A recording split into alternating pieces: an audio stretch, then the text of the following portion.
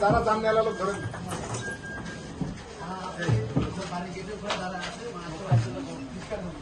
পায়ে লাগা আছে কিন্তু ভাই পায়ে লাগা আছে এই সালাইনটা একটু ধরে লাগবে সালাইনটা একটু ধরেন না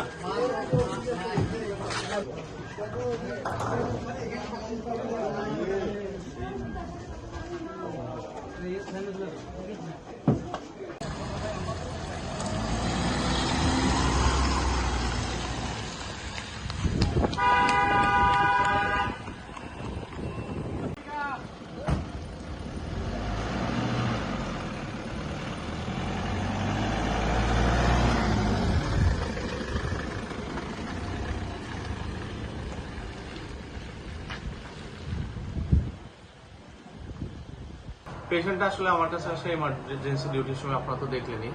রোগীটার অবস্থা কিছুটা খারাপই আর কি। আমি যখন পাই তখন পালস বেবি খুবই খারাপ ছিল। আমি কেননা করে স্যালাইন দিলাম। দুই পায়ে 3টা করে স্ট্যাব ইঞ্জুরি আছে আর মাথায় 2টা কাট ইঞ্জুরি আছে। পরবর্তীতে ফরেন্সিক পরীক্ষা বা অন্যান্য করে আমরা মোটামুটি রিপোর্টটা দিয়ে দেবো আর রোগীকে রাজশাহীতে পাঠানো হয়েছে। এখন রোগী আসলে কোথায় যাবে, রাজশাহী বা ঢাকা, তখন বলতে হবে।